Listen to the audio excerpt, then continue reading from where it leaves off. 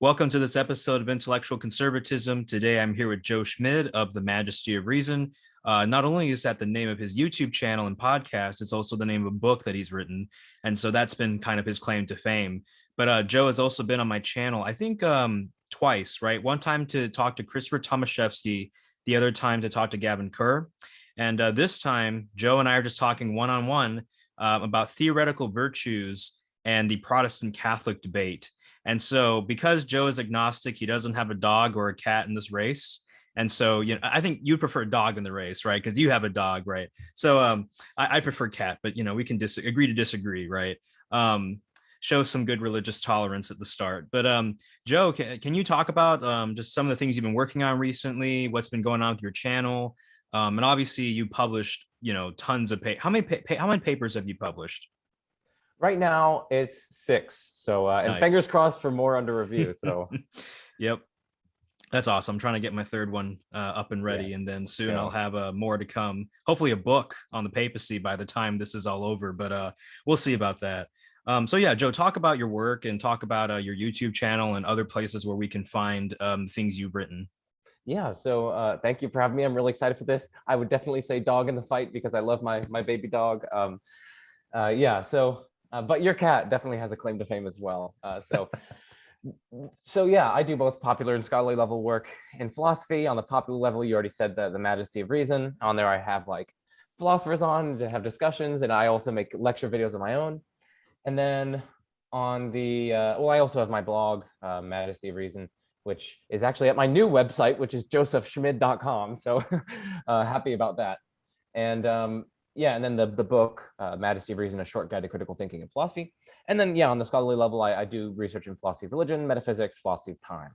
So I guess I mean, the main thing that's going on recently is I am working with an editor at an academic press, actually 2 different academic presses, and for a book of mine that's currently under review. So Nice. yeah.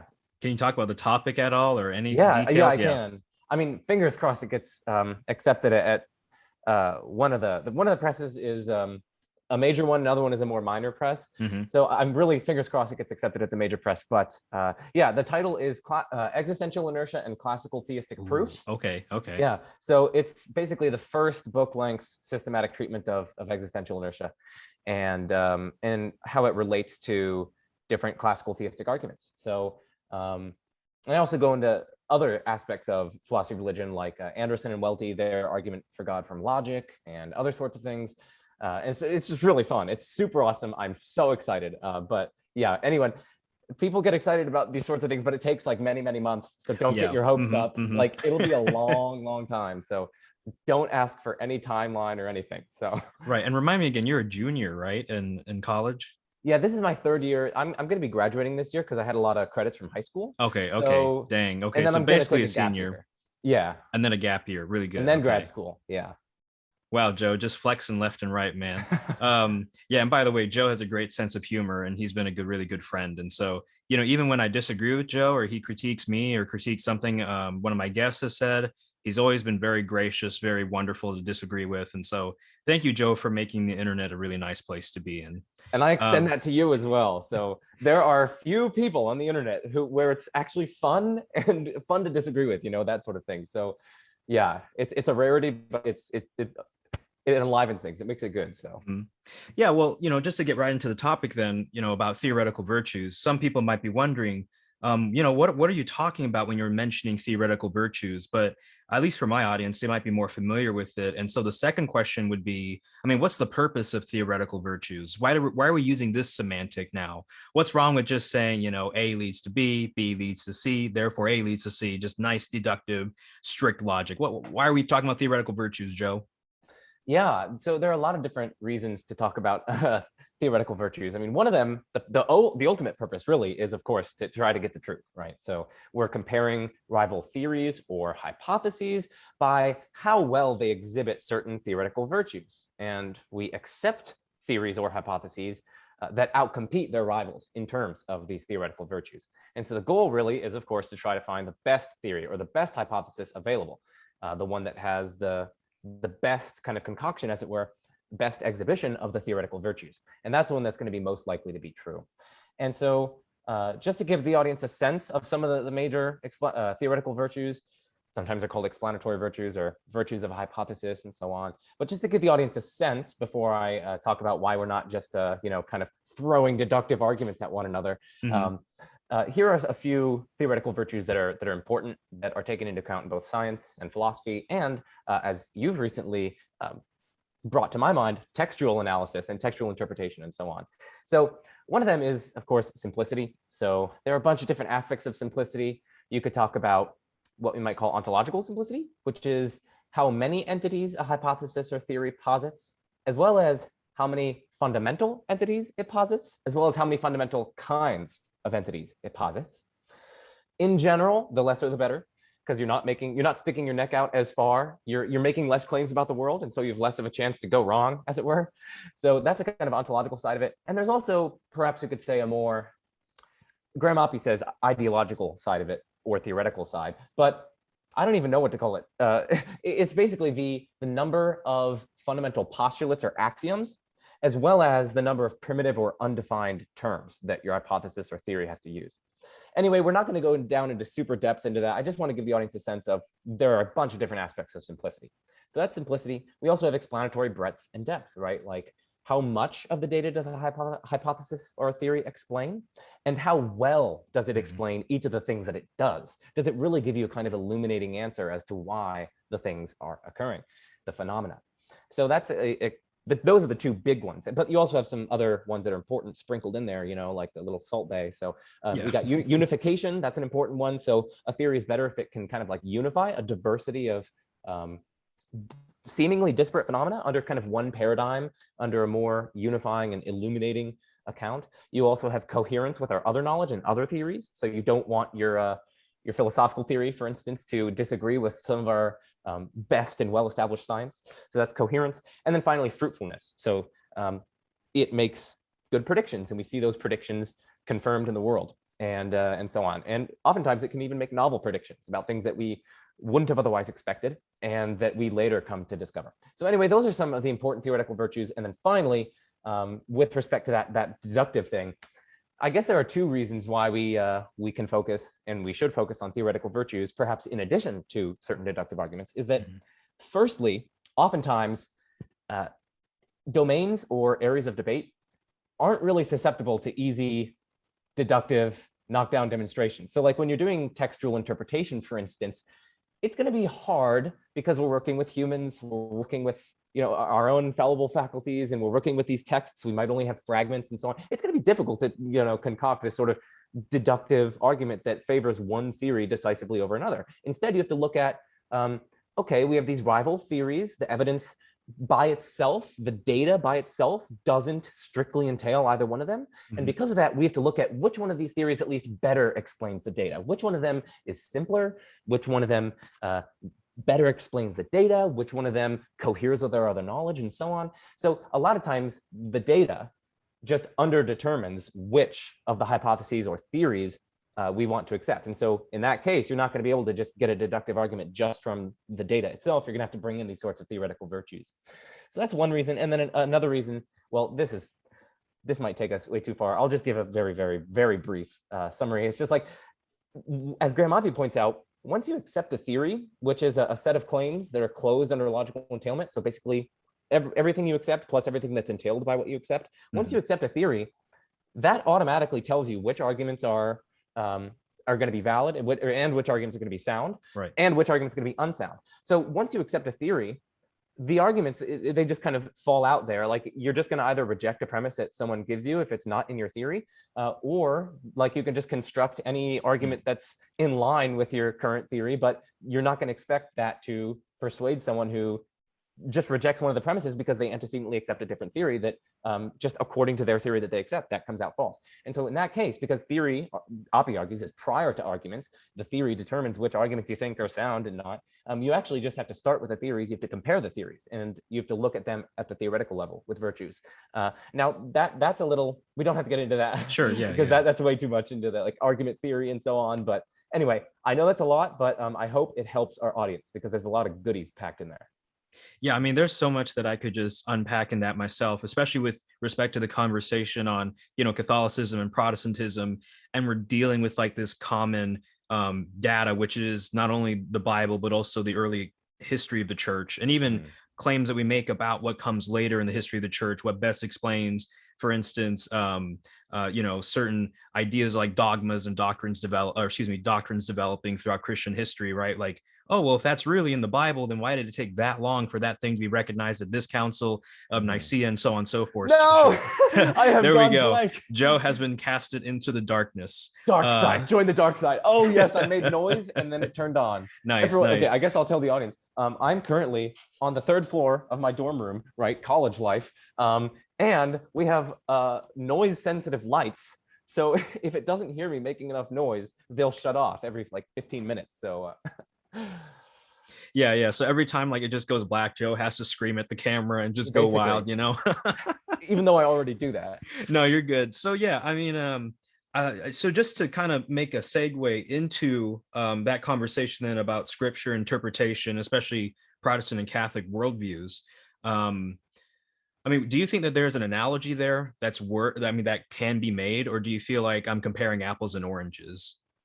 No, I mean, when you were describing it to me over like Facebook Messenger, and as I've been reflecting on it further, I think it makes like really good sense to like connect this to like the theoretical virtues and so on, because we do have, as you point out, this kind of data, right? We have the data of the text, right? The Bible. We have the data of what in fact happened in the history and tradition of the church.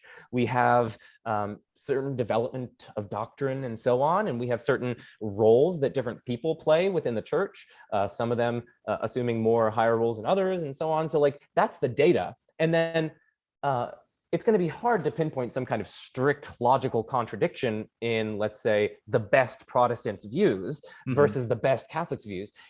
What you have to do instead, arguably, is try to look at which of these views best explains the data that we do have. What best explains the development of this doctrine? What best explains why this person was given a higher authority or status than this other person? What best explains this passage of the Bible, as well as these consistent themes within the Bible? So I do think that it's a really good analogy, because you have the data, right? And you have the different hypotheses, and you compare these hypotheses or theories on how well they do with respect to their postulates, how well they explain the data and their simplicity and so on. So yeah, and so I also want to go back to the point you made about coherence, right? So coherence being, at least as you explained it, this idea that you don't want to go against kind of the established facts, or at least like what our best science and what our best epistemology and philosophy at the moment tell us, right? And that seems to me like kind of like a point about tradition in a way, or it could be construed in that fashion. And so I'm wondering, like, what's the connection between, let's say, coherence and tradition? Why not just call it tradition? that is a good point. Let's see. I think coherence, really what's built into that is coherence with other hypotheses or claims or phenomena that we either know or justifiably accept. Okay. So I think what hinges here, what's the crux here, is whether or not we have justification for relying on tradition, say.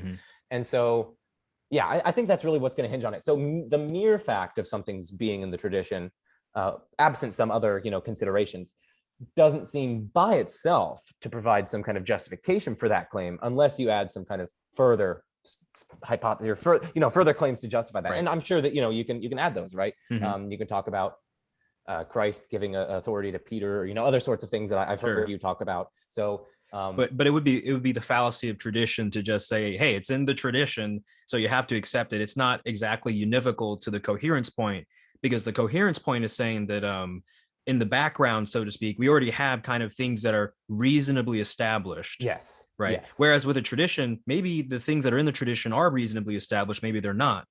And so then, if a Catholic is getting in a debate with a Protestant, the Catholic shouldn't just say, hey, this is in the tradition, because the Protestant might say, hey, I don't think the things in the tradition in the background are reasonably justified.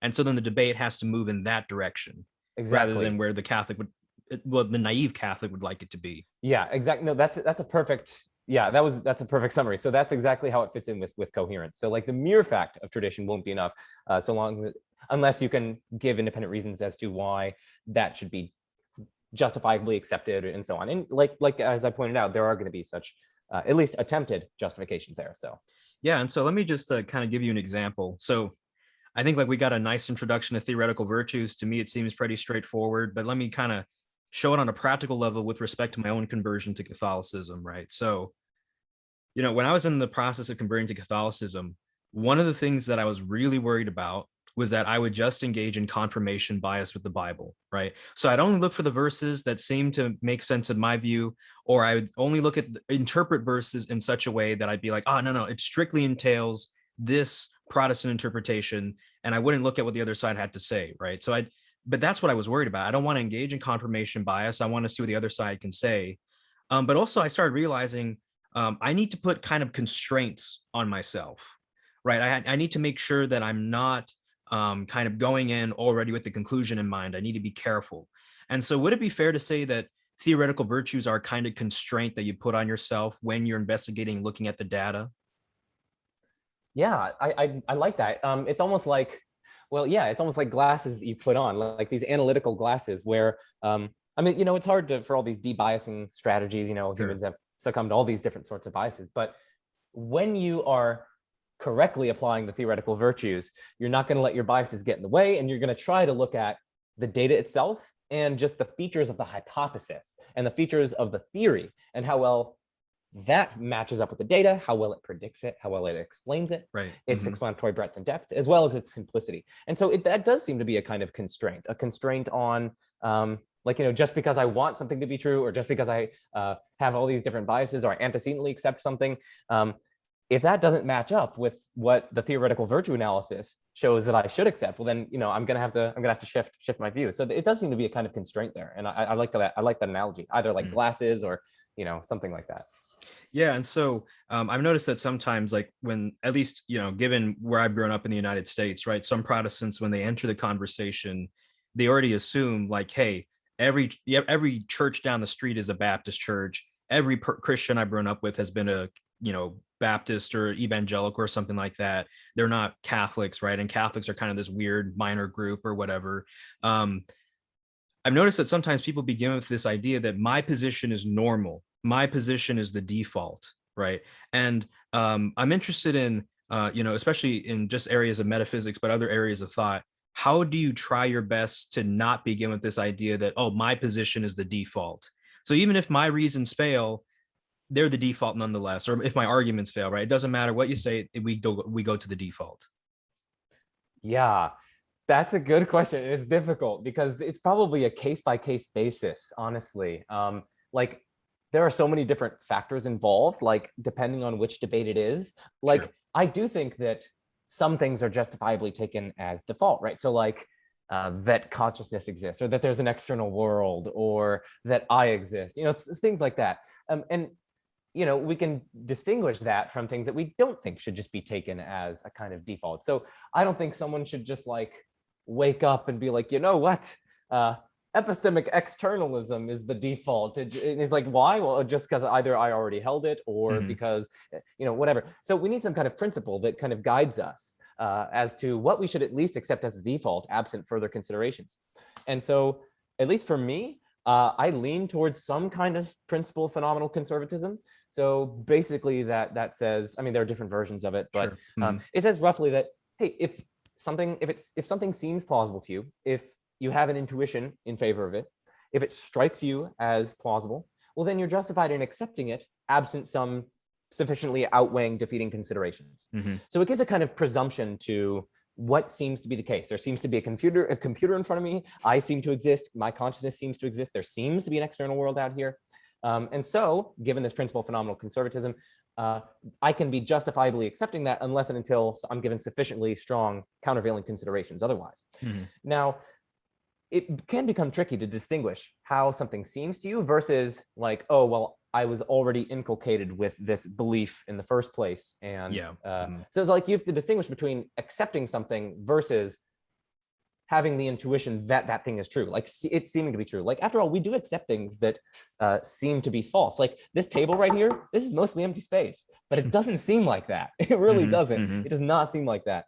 So we can distinguish in principle between accepting something and it seeming. Moreover, I mean, so I gave a case where those two conflict. I mean, also something might seem like I might not have a seeming either way, right? So I might accept, let's say, what's a philosophical position? Let's do, okay, someone might accept steadfastness in the peer disagreement literature. And maybe they don't even have intuitions either way, either conciliation or steadfastness, but because they have, maybe they grew up, their parents indoctrinated them into steadfastness or something, they still might believe it. So my point is just that you can disentangle the seemings, something seeming plausible, from accepting it. And so merely from the fact that someone antecedently accepts something, it doesn't follow that they thereby are gonna, it's that what they accept is gonna seem true to them. So anyway, my whole point in this spiel is just that we have a guiding principle. We have a guiding principle that distinguishes the cases where someone is just accepting something unjustifiably versus they're taking something as a default justifiably. And I think that that principle is going to be phenomenal conservatism. Yeah, I mean, so especially like for me, you know, going in as a Protestant and hearing the claim that like Mary was immaculately conceived or assumed into heaven. I mean, for me, I was just like, man, this seems really crazy, you know, as a Protestant. But then I was kind of like, I got to be careful though, because you know, if I keep on holding on to this, like, you know, this feeling, so to speak, this gut feeling, right, that this just sounds crazy, I can't believe it, blah, blah, blah, blah. And then I look at the fact, wait, I believe in the Trinity. I believe in the incarnation. I believe all these other things, right, that God revealed himself in a desert to a guy named Moses, right? Like all these other things that seem pretty crazy. It's like, okay, I need to start nuancing this other kind of weird feeling that I have, so to speak, right? And so weirdness is not going to be the best criterion. And I'm saying that, and of course, I'm not saying all Protestants are saying, oh, just because it's weird, I'm not going to accept it. But I know that for a lot of people, that does play a part, you know, because you have the norm, you have this thing that you believe is normal. And then as soon as you hear someone else say something, you're like, wait, what? You know, like that sounds so crazy to me. And then you say, and so this is another thing too. I call this the fallacy of ideal standards, right? And so the fallacy of great expectations, that's what I call it. So like there's this idea, right, that for instance, if you're talking to a Muslim, and this is going to relate to more to like Christians who have done apologetics, right? But you're talking to a Muslim and the Muslim says, okay, show me in the Bible where Jesus says verbatim, I am God. The Trinity has three persons in one God, you know, and he lays out the Council of Nicaea. Where does Jesus do that in the New Testament, in the Bible verbatim, right? And a lot of Protestants and a lot of Christians would just say in general, like, oh, that's a crazy standard, you know, I can show it to you. That's very strongly implied. I can show you it's the best interpretation, right? And I can show you all these other things, right? But suppose the Muslim person who's like, oh, okay, but if I'm gonna convert, then I really need this high standard. I really need that to be there, right? When it's like, no, okay, that's not a reasonable standard, right? So, I mean, do you have any comments about what I call the fallacy of great expectations? Yeah, I mean, one thing that strikes me there is to distinguish between, right, this kind of prima facie justification and then like all things considered justification. Sure. So like our seemings, right? Of course, they're going to be fallible. They're defeasible. They are able to be defeated by countervailing and outweighing considerations. So what I think is like when the Muslim in your description there was, you know, demanding of the Christian to point to verbatim where in the New Testament or, you know, the conjunction of the New Testament, Old Testament, where are these certain claims that are in the Nicene Creed or, you know, whatever. I think that they might initially have some kind of seeming that that's required if Christians are going to want to accept that. But like that seeming is subject to defeat. And arguably, once you walk them through how you get to these tenets, right? You show them the passages, you walk through the theoretical virtues and how this best explains certain data, certain scriptural passages, both in the Old Testament and New, certain scriptural themes and so on. Once you walk them through this theoretical virtue analysis, whatever comparative analysis you do to come to these conclusions that are in the Nicene Creed, I think that that's going to serve as a defeater for their initial seeming that, oh, no, you need to have this verbatim. Mm-hmm. So I don't know, it's all a kind of process of what some philosophers call reflective equilibrium. So you're weighing up all these different considerations. You're weighing up the theoretical virtues, you're weighing up your seemings, and you have to come to a holistic assessment. You have to take into account all the data, and it's a hard thing. And there might not be any kind of one size fits all. We might have to take it on a case-by-case basis and examine the particular evidence and the person's own situation. And so that, I mean, that's kind of what I would say. And it's good that you mentioned like case-by-case and principles and so on and so forth, because I think the first thing that needs to happen between the Protestant-Catholic dialogue or even the atheist-theist dialogue, right, is that you agree on a common standard for what constitutes evidence. Mm-hmm. I think that's like the first thing, or the nature of arguments, as Ed Fazer and Graham Oppie had to first distill before getting back in the ring, so to speak, right? To me, I think that makes so much sense because, and I'll just use another example, right? So, okay, this might be controversial, but back when I was in high school and I went from democratic socialist to conservative, one of the things that really got me going was this question of originalism, right? So how do you interpret the Constitution? Or, even just in general, how do you interpret a historical document? And this is now getting more into the weeds, I mean, not into the weeds, into the meat of what we were intending to talk about, right, with scripture. And so I thought, like, well, if I'm an originalist with the Constitution and I have to interpret it within its historical backdrop, whether or not you agree with that, that's kind of that's another thing, right? But for instance, when I'm interpreting the Second Amendment, and I have to ask the question, what is a well-regulated militia? All right, maybe for my 21st century ears, I want that to mean, or I think it means a well-regulated militia in the sense of like an organized army of some sort with oversight and a hierarchy and maybe some type of state recognition. Okay. But when you go back into some of the older documents, that's not what they meant by a well-regulated militia, right? They meant just any man above the age of, I believe it was 17 or 21, who could own property and bore arms, right? That's what a well-regulated militia meant. And so, when I looked at that and I saw examples like that, it made me think about, well, it made me think about two things, right? One is that if I'm going to interpret the Bible and I'm going to be an originalist, then I should try my best, right, to interpret the Bible within its original historical context, keeping in mind the meaning of words and the surrounding culture. And the second thing is I noticed that, most people, let's say that they're liberal, right? And they're looking at, the history of the Constitution. And then let's say they're looking at interpreting like some other historical document, right? I mean, depending on how you interpret that historical document, it has a lot of moral significance, a lot of institutional significance, right? And so you might have, like for a lot of liberals, a lot of conservatives even, they might want it to mean a certain thing. And so they can't, that same objective historical analysis that you do, like, applying the originalist lens to like a letter of Abraham Lincoln, they might not want to do that with the Constitution, right? And I think the Bible is really similar because, like, if you interpret the Bible in original historical context, you might end up finding, wait a minute, my beliefs, my creeds don't hold up anymore, or something like that, right? And so some people have this idea, well, I can't interpret the Bible then in that way. But to me, that just seems to be lacking a kind of theoretical virtue of, let's say, I don't know, consistency or not being question begging, right? And trying to make the Bible fit your conclusion already. And so I just want to get your thoughts on originalism in terms of just the interpretation of historical documents, and what happens when we're trying to interpret a document and it has value-laden judgments at the end. Yeah, the value-laden judgments is, that's such a difficult thing because, well, so like the point that you brought up about the Constitution is difficult, right? Because the value-laden judgments, like whenever we're even, like when we're considering, when it talks about a well-regulated militia, when it's talking about like all men are created equal and so on, like sometimes they value-laden judgments and they're like kind of racist and sexist and so on, So it's like, we do have to bring in certain value judgments in those cases that we think are correct with our 21st century, more enlightened morality and so on than these more barbaric ages.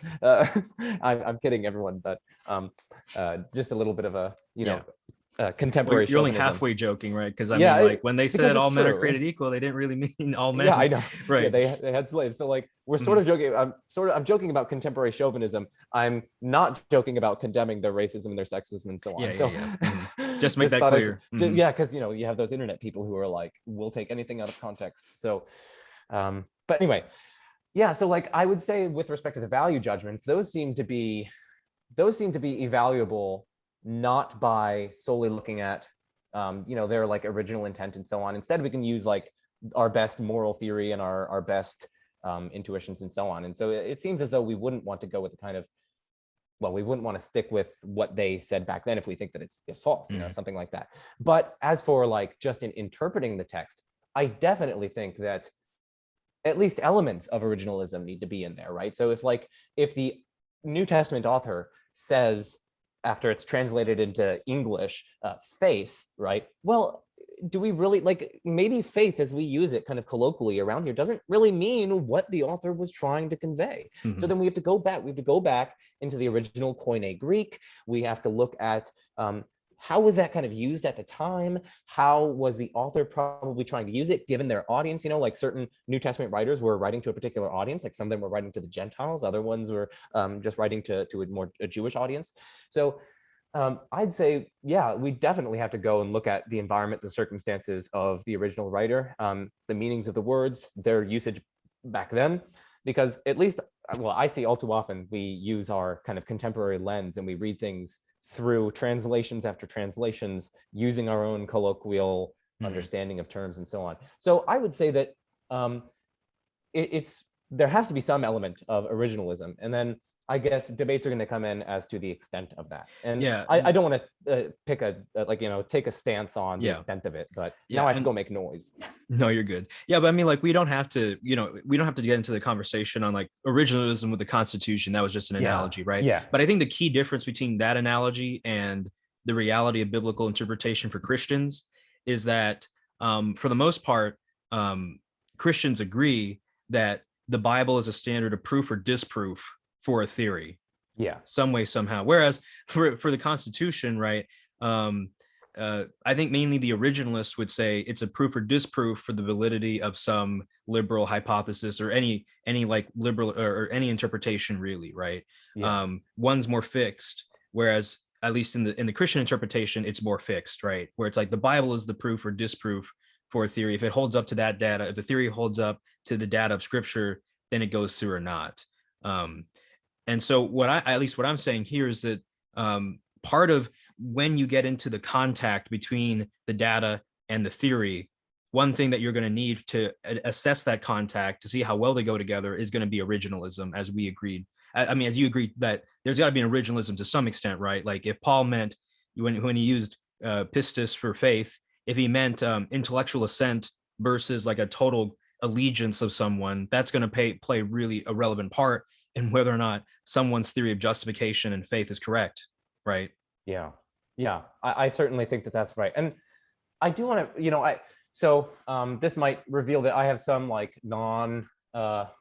I don't even know how to call it, because I'm not super privy to all the debates here. So as you know, right, I told you going into this, I'm like I'm interested in this discussion because I'm like dipping my toes in this area that I haven't like explored super duper in depth. I'm not like super ignorant of it, but this is definitely outside my area of expertise. So like I'm really interested in this conversation. And one thing that I'm thinking here is like there might be some room for like non-originalist elements if we think that we have these kind of countervailing considerations with respect to like maybe our moral intuitions. So I know that Randall Rouser, for instance, he has a recent book called Jesus Loves Canaanites.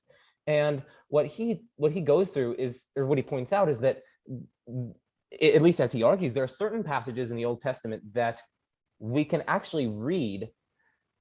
Given our moral intuitions, we might be able to know that God couldn't have commanded the genocide of babies and things like that. Like given these other things that we really reasonably accept, and given these arguments and given these other theoretical virtues, we actually can interpret some aspects of the Bible in light of those things because we have justified beliefs over here. So that's both a kind of element of coherence, but also just it might also be with respect to the internal tension within a hypothesis. Like if you say that God is perfectly good, but we have an analysis of goodness. Anyway, my point is just that there might be certain elements of non-originalism given our other justified acceptances and how those influence how we interpret and read a text. So there's a kind of dynamism there. There's an interaction, I guess.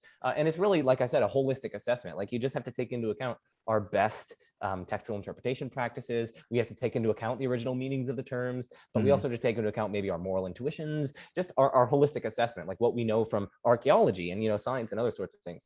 So anyway. No, I just want to say, and the tough thing is that I know some people who are just really deeply opposed to the Catholic Church, right?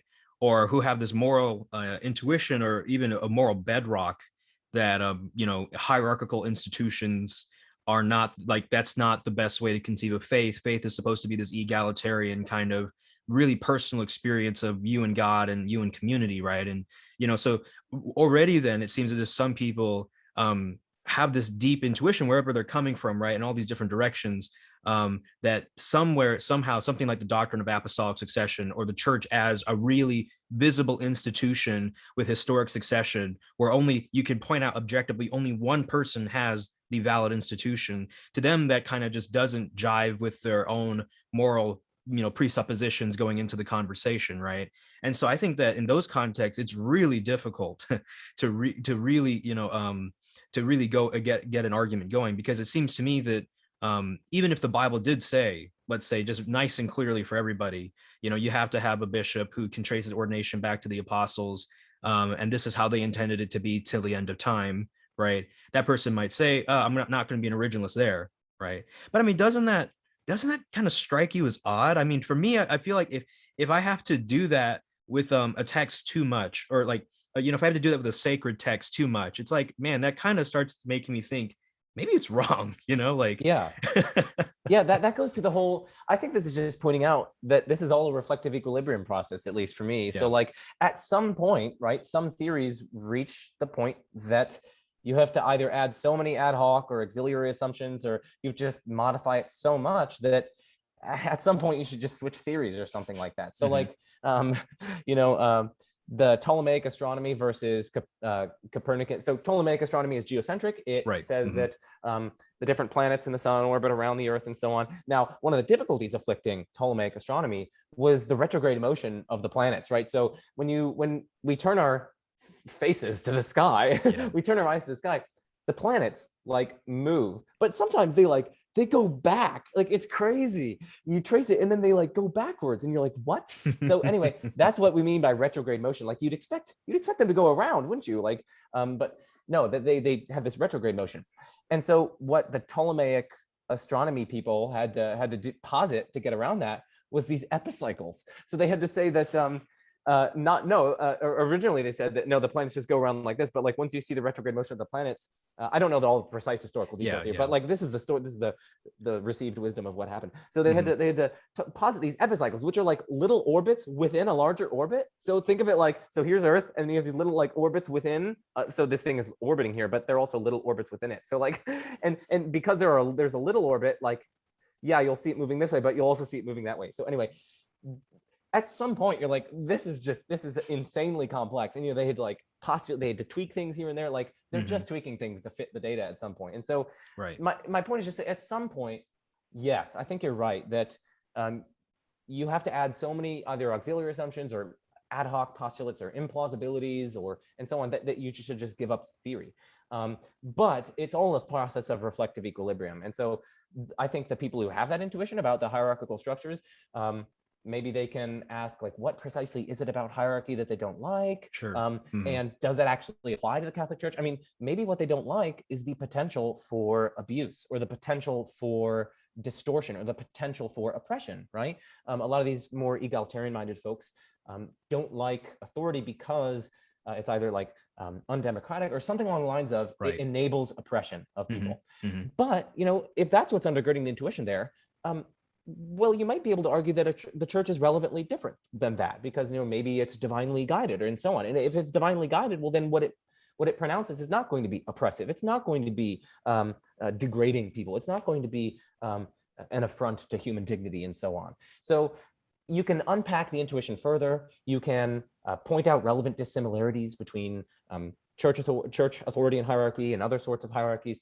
Again, it's this whole process of reflective equilibrium that I do think you can make progress with these sorts of people.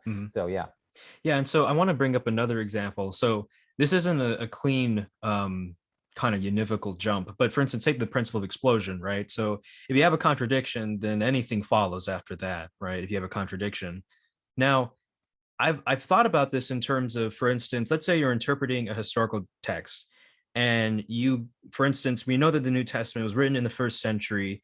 Of course, it was written to a Gentile audience, but it also has very Jewish words, very Jewish themes. The authors themselves were Jewish. You can tell that some of their own cultural and even the traditions of their people came out through the text in certain ways, right?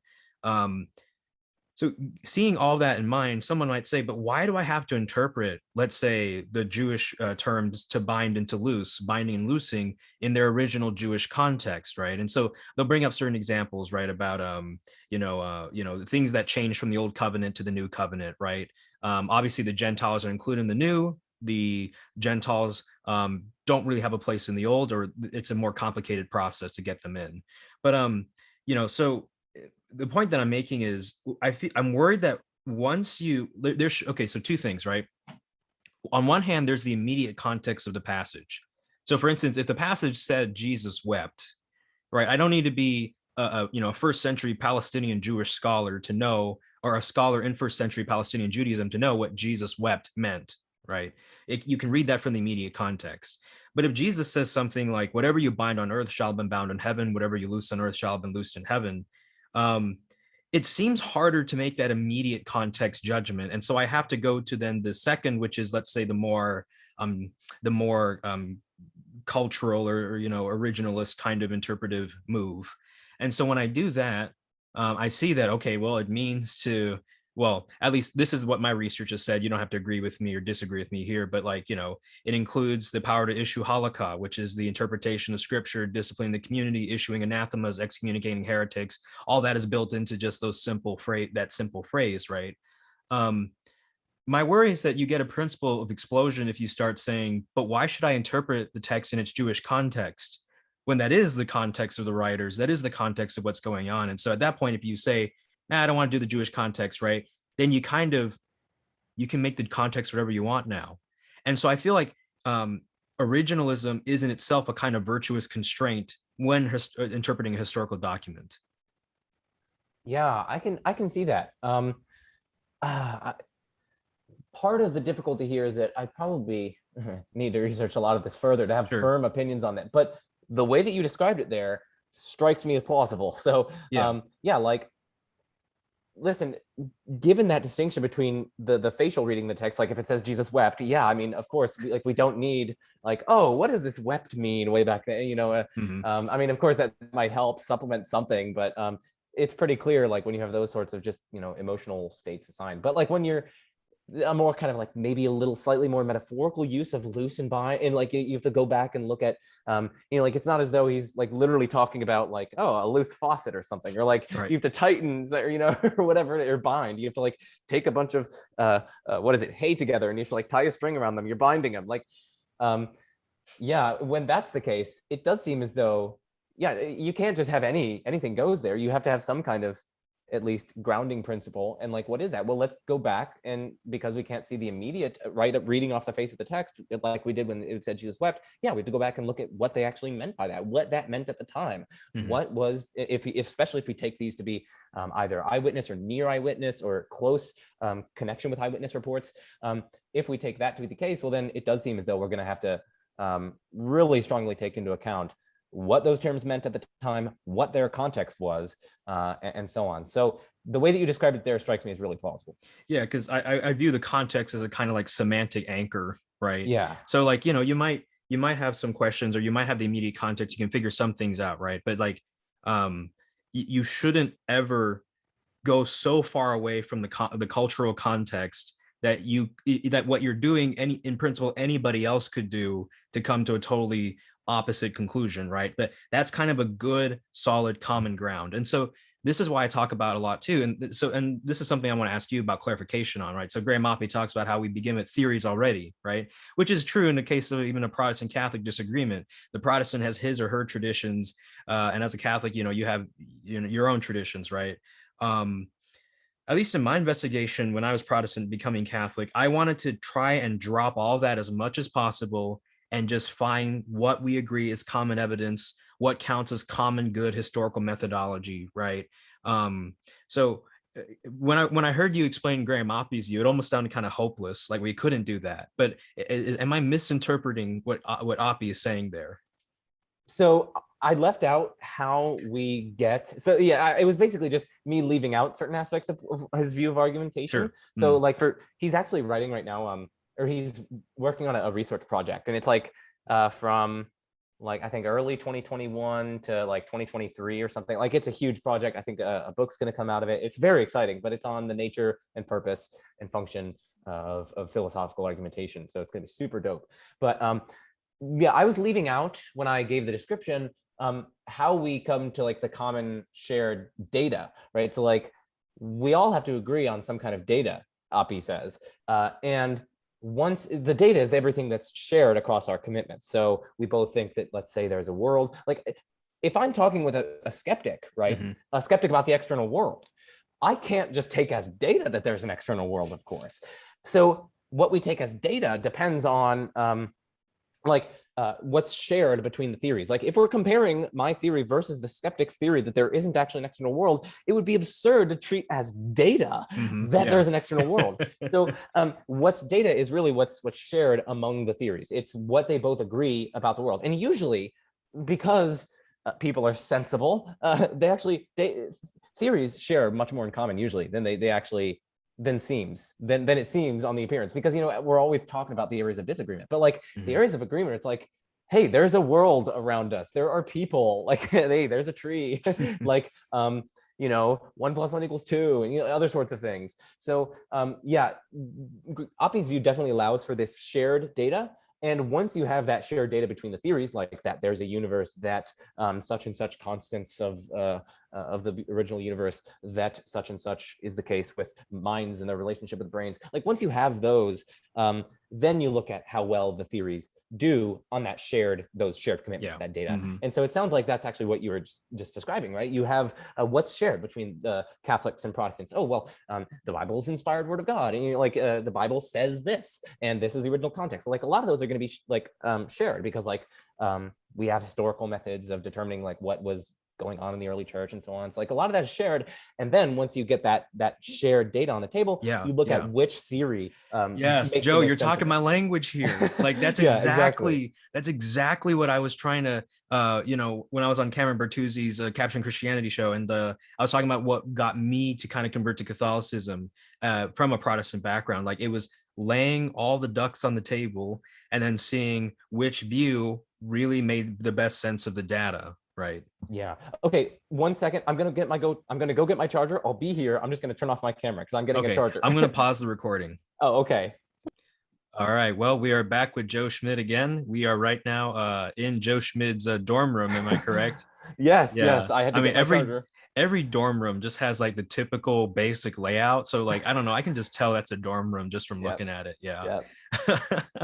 Well, so I just want to ask you a few last questions just to kind of clear up, how we go about making an argument now. So we moved on from directly interpreting the text to at least, take, for instance, an approach like a minimal facts argument, right? So this is often used for like the resurrection of Jesus, but it can be used for other historical phenomenon.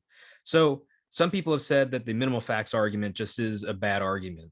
Are you familiar with this argument at all? Yeah. Yeah, I think Gary Habermas and right. And so I'm sure there are lots of critiques that can be raised of it, right? But at least to me, there are some things that I find at least desirable about it, right? So I like this idea of trying to find a common bedrock, right? I think that kind of goes back to some of the virtues that we talked about with finding common ground. But where do you think a minimal facts argument could go wrong? Yeah. Okay. So definitely the bedrock is good to have. Well, like it's nice because the minimal facts argument is trying to set out. It's kind of like what we were just talking about, like setting the ducks on the table. So it's nice because they're putting the pieces, they're putting some aspects of data on the table, right? And then they're asking, well, it depends on how they go about it. They might go about it a Bayesian approach. So there are more Bayesian type arguments in this realm, but there's also the more theoretical virtue side of it. So how could this go wrong? Well, one way it could go wrong is if you're not putting all of the ducks on the table. You might be missing some data. You might be missing some crucial data. There might be certain historical facts that you're leaving out. There might be certain philosophical facts you're leaving out, philosophical arguments that you're leaving out, and so on. So that's one thing. You might have understated evidence. You're missing some kind of data. Another way that you could go wrong is, of course, in your assessment of the theoretical virtues. Like in comparing the theories, one person might think that the explanatory power and breadth and depth of a hypothesis sufficiently outweighs its cost in, let's say, simplicity or maybe prior probability and so on. And so they accept that hypothesis, whereas the other person judges that no, that cost in prior probability is so high, or that cost in simplicity is so high that even though it has explanatory advantages, this other person's their theory, this person comes to reject it. Now, one of these people, because they disagree about the relative strength of the theoretical virtues in this case, one of them is mistaken. So one of them has gone wrong, and it's sometimes difficult to arbitrate those. But we try our best. But I'm just giving some different avenues by which a kind of minimal facts case argument could go wrong. You could either have the fallacy of understated evidence, you don't put all the ducks on the table, or you could kind of misjudge the application of theoretical virtues, or misjudge the application of your your Bayesian analysis. So yeah. And so was it one other point that I wanted to mention was I want to be careful here. So this is an actual critique that has been raised against some of my arguments, right? Which is that, for instance, and this is also raised against Lacona and others, but when you're trying to find like this kind of bedrock of agreement, and let's say you're using it as one part in a larger argument, and eventually the conclusion is something like Jesus rose again from the dead, or something like Jesus established an infallible magisterium, or something like that, right? I've heard some people say, or just in general, an objection is that, well, you can't cite a scholar who has this point of agreement and then use that point of agreement in a larger argument to eventually get you to the conclusion that they would disagree with. So for instance, it's really weird to use the consensus of agnostic scholars, right, on, let's say, Jesus was buried in a tomb by Joseph of Arimathea after his crucifixion, to eventually use that to get to the argument that, oh, well, Jesus rose again from the dead. Obviously, the agnostic might not accept that conclusion, or might not want to be so forthright, right, and be agnostic, or let's say an atheist scholar, to make it just the contrast stronger. What are your thoughts on that kind of objection? Yeah, I mean, I think it's an interesting objection. I don't quite see the force in it, though. I mean, it seems to me that what explains why this agnostic isn't, or this atheist scholar isn't going all the way? Well, it's presumably going to be that second way that I said someone could go wrong. And I'm not taking a stance, of course, on which one of these people went wrong. Joe Schmid believes in the resurrection. Yeah. So it's like presumably they agree. Well, actually, given your specifications, they do agree that there's that duck on the table, right? Yeah. That Jesus was, let's say, buried in this particular tomb or what have you. Yeah. So they agree with that, but they don't accept the ultimate conclusion that Jesus rose from the dead. So what's explaining why they don't accept that? Well, actually, that they just compare the theories differently. They think that some other considerations either were left out. Maybe they have some kind of Humean philosophical argument against miracles, or whatever. I'm not saying it succeeds. I'm just, maybe they think that there's some kind of Humean considerations that should count as evidence that's not being taken into account. Or maybe they compared the theories differently. They thought that the resurrection hypothesis suffers from, by their lights, too low of a prior to overcome that prior. And so I think that's really what's going on. There's no problem in principle with using what someone else agrees with, like citing the consensus of agnostic or atheist scholars on some fact, and then using that fact in a case for something that they disagree with, because that just shows that your theoretical virtue assessment disagrees with their theoretical virtue assessment. But then you can go, that's really what then you should be talking about. Exactly. It's irrelevant to point out. It's irrelevant to point out, in addition to that, oh, well, that person says, they agree with that duck, but they don't agree with the conclusion. What really matters is that we just have differing theoretical virtue comparisons. And so let's talk about that, right? So that's the thing that we should be focusing on. There's no objection. There's no problem merely from the fact that you cite the agreement of atheist or agnostic scholars and then go on to argue for something by means of a theoretical virtue comparison with something that they disagree with. So there's nothing wrong with that in itself. Yeah. And I've always found this strange because, I remember I had the biblical scholar Lee Martin McDonald on my show, and he's an American Baptist, which is what I used to be. And Lee Martin McDonald, he would talk about how Mormons would cite his work on the canon of scripture, and stuff like that. And he said, I looked at it and they're citing me faithfully. And so I don't, he didn't care that they were using it to justify Mormonism when he's obviously American Baptist. And so this argument I should be kind. I disagree with this argument. That's all I'm going to say. Yeah. Let's think about it in other areas. Let's see. Okay. Let's say that I mean, there's a consensus of atheist scholars that 1 + 1 = 2, but like some people use 1 + 1 = 2, saying like, hey, that requires there to be, if that's true, that requires there to be something, namely 1 and 2, these abstract objects. How could 1 + 1 = 2 if it doesn't correspond with reality? The only way that that could correspond with reality is if there are these abstract objects, 1, 2, and functions, Right. and so on. And so we have an argument for mathematical Platonism, but like a lot of these atheist scholars themselves don't accept mathematical Platonism. Right. Like, okay, yeah, but that's not an objection to my argument. That like I'm citing the consensus of a bunch of different scholars that 1 + 1 = 2. It's a weird case because everyone agrees that 1 + 1 Right. = 2. Right. But Right. But I see the that's, point. Mhm. but okay, maybe we could use like Gödel's incompleteness theorem or something. It's a consensus of scholars that that has been proven, you know. And yet I go on to use that in an argument or an evidential comparison or whatever, a theoretical virtue comparison. I Right. use that to argue for something like mathematical Platonism. It's no use objecting to me to say, oh, you cited these scholars in your first piece Yeah. of data and they don't agree with mathematical Platonism. It's like, that's irrelevant. Like, yes, I was using what they said to get the kind of base case, to get the evidence, the data, the ducks on the table. Mhm. And then I used a theoretical virtue comparison to argue that mathematical Platonism makes the best sense of that. Yeah, you could disagree with my theoretical virtue comparison, but now that's separate from your critique that I use their what these other scholars who disagree with me about my conclusion, I use their stuff for the ducks, the evidence. Yeah. So here's my last question, Joe. Are there any good books on, where theoretical virtues or this conversation, it's just really nice and set out in a clean fashion? Yeah, I mean, so for instance, when I'm doing philosophy of history, I really want to find a text that's going to tell me very nice and cleanly, what are the standards for what counts as, for historicity, right? So what are the, so to speak, books that are written about the standards of theoretical virtuosity or something like that? yeah, so that's a great question. Off the top of my head, I'm not sure, because usually philosophers, it's difficult to treat all of them. So Yeah, usually yeah. philosophers take like one of them and look at it in depth.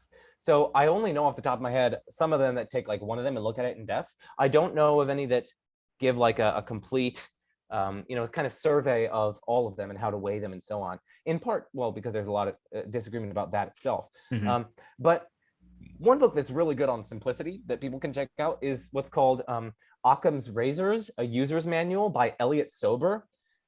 That's an excellent investigation into Occam's razor and the theoretical virtue of simplicity. Like, what are the different kinds of simplicity? How do you weigh them? What it is? It's really good, and it's a kind of philosophical book.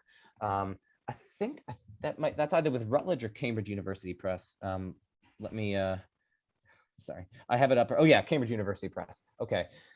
Another one would be like, I know Rob Coons and Tim Pickavance, they have this book, The Atlas of Reality. It's really expensive and it's huge, but they go through a bunch of different like principles and theoretical virtues in there just for comparing metaphysical theories. So that's another book that people could check out. It's not, there isn't, I don't know if there's a single section dedicated solely to like theory comparison, but it's all throughout the book, and they have bolded when they're talking about different principles of theory comparison. So that's another one that I could recommend. And then finally, I mean, for people who are interested, I'm sure there's a Stanford Encyclopedia of Philosophy entry article on any theoretical virtue that you're interested in, as well as I'm guessing there's one on like theoretical virtues as such. So definitely just check out the Stanford Encyclopedia of Philosophy, and while you're at it, the Internet Encyclopedia of Philosophy. So And while you're at it, go buy The Majesty of Reason by Joe Schmid. Oh yeah, I should have said, I actually do have. I talk about some of the theoretical virtues in my book there. Okay, yeah. Well, then, yeah, definitely. I'm gonna have. Don't be surprised if I cite you in my upcoming book, Joe. But let me see. And then I found this book. I've known about this for a while, but it's like for the sake of the audience, it's Peter Lipton's book, Inference to the Best Explanation. Oh yeah. Do you have any thoughts on that book, Joe?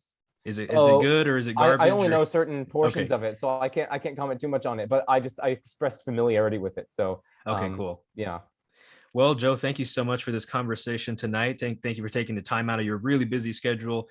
School is making me go insane too right now because I want to do my research. I know. I want to publish this paper. I know, dude. I tell people that like my education, my school is detracting from my education. Yeah. Like my actual education. Like I want to read. You know what I want to do? I want to like sit down all day and read like philosophy papers and so on. But no, I've got this like lab report to do, or I got this other thing to do, and I'm like, it's frustrating. But Yep.